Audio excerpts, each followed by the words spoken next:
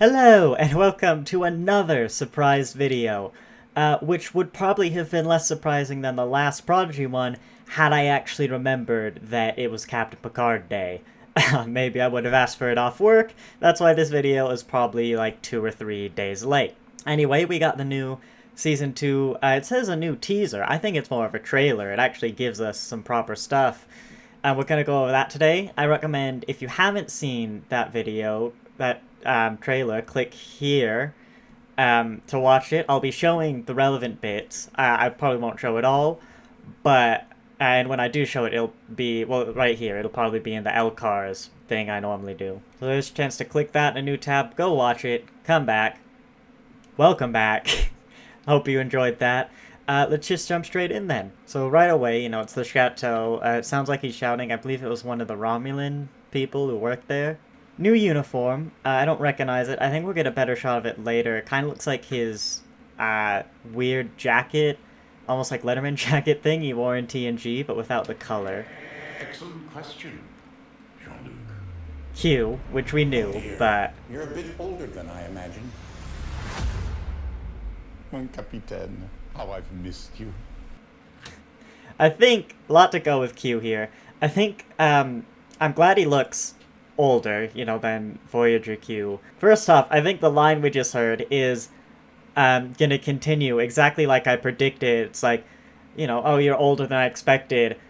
Maybe I should have aged myself up a bit more, because, you know, he looks older to make Picard more comfortable or something like that. He did the same thing in All Good Things to make fun of him, as he made himself really old. If you remember, he had, like, what was that, Sonny? You know, he can make himself look however he wants. Next up, his uniform.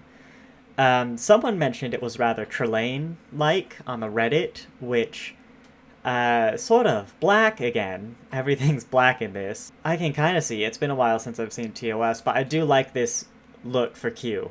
I like that outfit. I'm glad John De Lancie still really sounds like Q. In Lower Decks, with it animated, maybe, it was a bit weird. It was kind of like, if you only know him from Star Trek, it didn't really sound a lot like him, but if you think John De Lancie's older roles, then it did, no problem. But yeah, Q's back, and I'm cautiously excited because John De Lancie just basically is Q. I mean, even in his own words and his wife's words. And I always said in Season 1 that a lot of people were like, I really want more Q. More Q would be great. But Q would destroy the tone of Picard. Season 1. And there is a new showrunner. I forgot until today that Picard Season 2 is going to have a new showrunner who, I believe their only contribution to Star Trek canon is Alan Moraine. Not the episode Move Along Home. Specifically, the hopscotch scene of Alan Moraine, which is hilarious. But anyway, they could be changing the tone of Picard somewhat to allow that more, well, to allow Q, basically. The guy will summon mariachi bands and fantasy women. But the flip side is, it is sort of a changed Q, as they're saying, and I plan on doing a video watching through all the Q episodes and seeing how he evolves. But Voyager, a lot of people are saying he did actually become a bit more mature, still Q, but, you know, he had a son, he fought the Civil War, he did loads of stuff and is actually a bit more of a mature Q than earlier. So I just really hope, I mean, you know, it's slowing it out a lot, but in brief, I really hope they don't ruin Q. I'm hopeful, optimistically, because John De Lancie knows the character so much, I don't think they'll do anything not Q. But I'm cautiously optimistic for another 2 seasons of Q, because they're filming 2 and 3 back to back. Starfleet Command logo. So there's a lot of theories this is going to be a timeliney alternate universe thing. But at least this thing, that seems to be the Prime Universe logo. It's got, it could be the Discovery badge, but also could be the Picard badge. It will throw up a picture if you just chop down those bits at the bottom. Welcome, my friend. Actually, I haven't paid attention to these flags. That's interesting, actually. Going right to left for some reason. The Ferengi Alliance could have joined the Federation. They became a bit more liberal, or this could be a general meeting. Yeah, because looking at it, you've got Starfleet Academy and Starfleet Command and the United Federation planets separate. Is that Bajor? No, sorry, that's Bajor and Vulcan. So Bajor, lower decks with the amount of Bajorans in Starfleet, sort of confirmed they did eventually join, and of course that was the plan. After the Dominion War, they joined the Federation. I don't recognize that one second in from the left. I might do a bit of searching and throw it up in a clip here of some of the more obscure races, like maybe it's the Breen or something. Oh, alright, this took an embarrassingly long time to find out. I had to do a lot of searching on what this flag was. I was like, it's not the Andorians, like who the hell is it? I was the Dominions, it's a lot of searching. It's the Tellarites. I really hope Star Trek Prodigy does not ruin Tellarite, just no one remembers the Tellarite jokes, because, yeah, that's just the Tellarite flag. And then, of course, the Klingon Empire, who at some point joined the Federation before, I think, the 26th century. So they could be in, actually. We're getting close to the time they have to join. And you could fudge that, say it's like a Temple Cold War thing, because, of course, the Enterprise J timeline never really happened. I'm getting a bit off track now. But it also looks like you've got Raffi, I think, right here, next to whatever flag this is. So this is either a flashback or Picard's back in like his admiral position because of the changes to the timeline. But the Ferengi flag is rather interesting. To the very end. Also, can we just appreciate these uniforms, the Picard uniforms, because I love this Starfleet uniform. That looks like, what is it, Elnor and Raffi. So they're still here, I guess. You still got one of the Romulans, Tal Shiar Romulans. Wait, I keep pausing at bad moments. Which, so the timeline thing, as I guess apparently they're still here. It's if they're jumping timelines or changing timelines significantly, then it's kind of like a mirror universe thing where it doesn't really make sense that after hundreds of years everyone would still be the same, but like all the same people are still here, which I'm alright with. I know a lot of people really don't like the mirror universe, but I know I'll get into this later in the trailer. That's the important line, actually. Welcome, my friend, to the very end of the road not taken. So welcome, my friend, to the very end of the road not taken. This trailer is confirming they're doing timeline or universe things. Actually, I'm gonna wait a bit to get into what exactly the road is, because I have seen this trailer, and so I know there's a better bit to talk about this. You've got either Daj or Soji on Earth. They're a main character now, so we knew Soji. Soji is the one that's still alive, I think. Yeah, but we knew they were gonna be here. Time has been broken.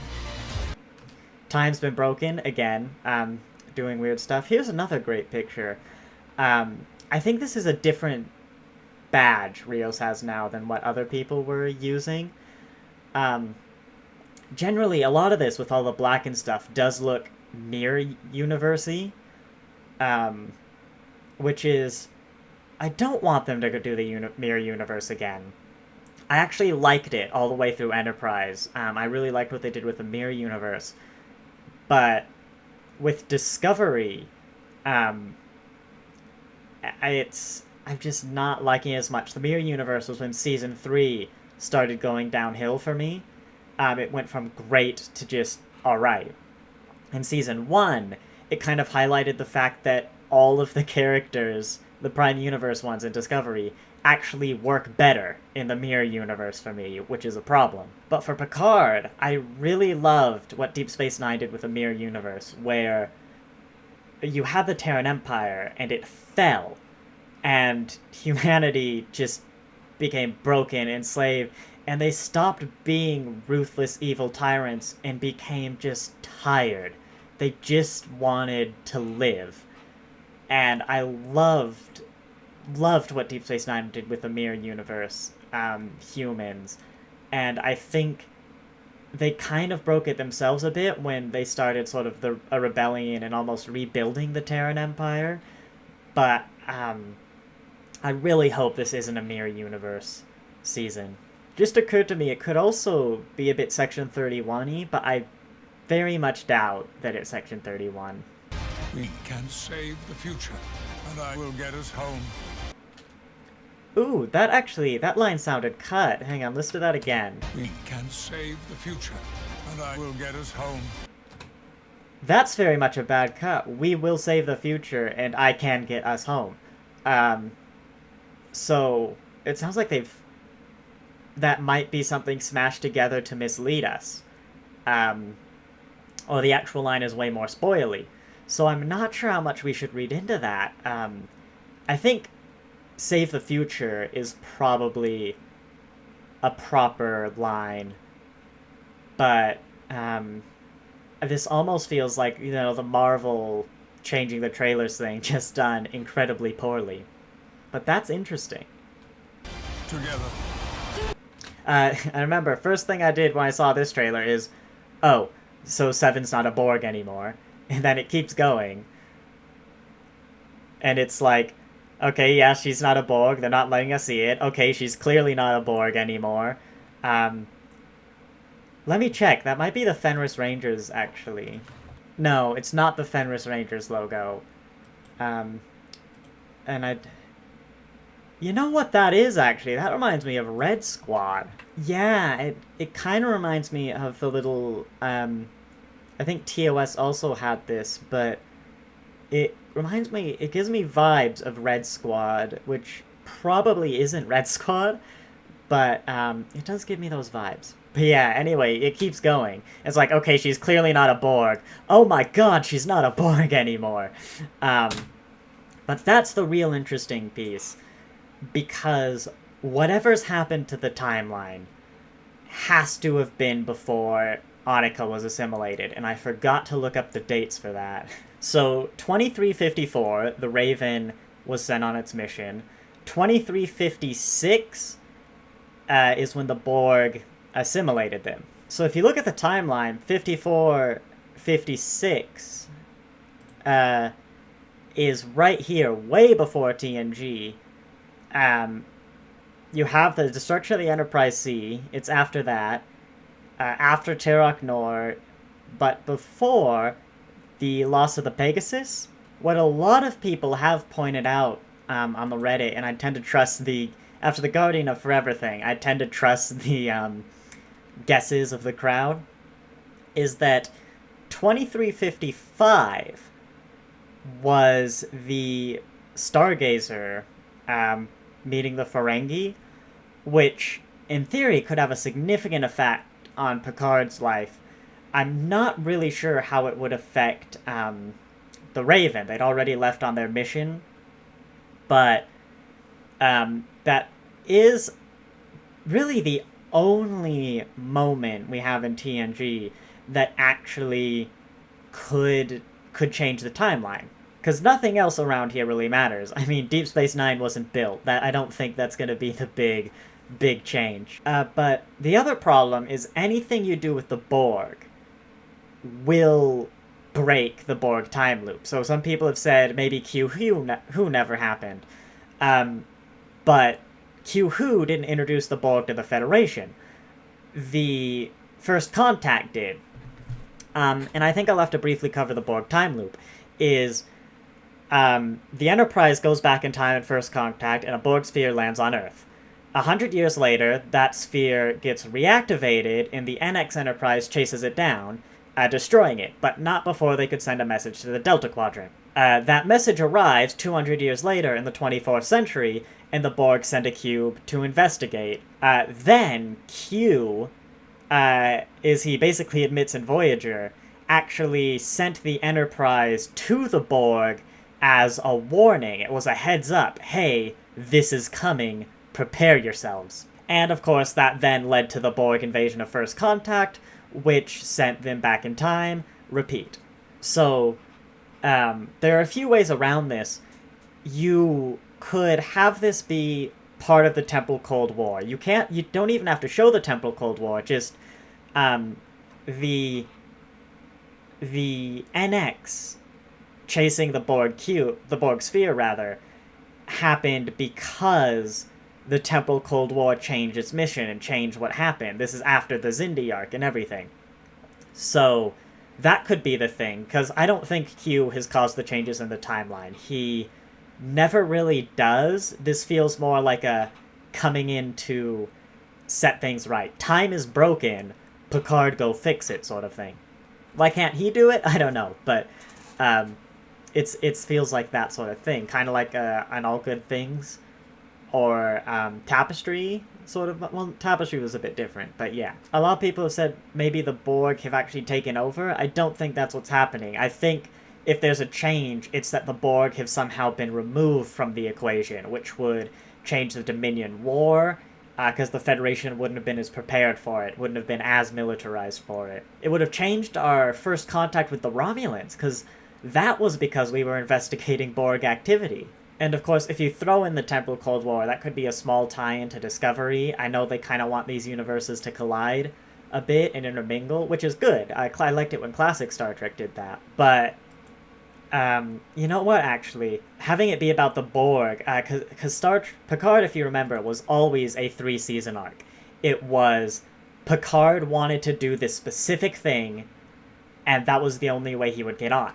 Either they've changed their plans, or we're all left confused because season 1 basically had that arc. They just did it all in one season. And we've learned that Picard's synth body is never coming up again. The writers thought that was just resolved. So it almost feels like, now doing weird time travel stuff with Q, what the heck was the plan? Like, are you still doing it? But if the Borg is the continuing trend through all of this, hey, what happened without the Borg? Seven and Picard no longer have that trauma. Internally they do, but according to history they don't have that trauma of being Borg. Sorry, I had a thought. If the Borg never existed, Janeway never would have gotten home faster, but also Seven would never have been in the Delta Quadrant to begin with, so, sorry, that was just a little train of thought I had that might mess things up. But anyway, my theory at this point is definitely time travel or universe things, alternate universe things, but probably in some way in which the Borg never came to the Alpha Quadrant, or never existed, maybe. We've still got a bit of this trailer left, though, so... Yeah, by a bit of this trailer, I mean, yeah, it's ended. 2022, we knew that. Given we have this trailer before Strange New Worlds, it's probably going to be, February, I think, is when the next show will come out. So probably Picard in February, Strange New Worlds in March. This was going to be like a short, maybe 10-15 minute video. Let me know what you think in the comments. I know Guinan is returning for this season. I know John De Lancie leaked some other Legacy character is returning. I don't know who. Don't tell me who, because I really want to keep it surprised, because I think that's way better. I really hated knowing every cameo before it was going to happen, because it would have been so much better not knowing. But it'd be interesting. I thought Tasha could be an interesting choice to bring back if we're doing weird alternate universe stuff. I know Geordi's not coming back for Season 2, and probably Season 3 if they're doing it back-to-back, which, because LeVar Burton confirmed that. But yeah, let me know what you're thinking in the comments. I hope you enjoyed this another surprise video, and I'll see you next time. Which at this rate will be like tomorrow for the Strange New Worlds announcement.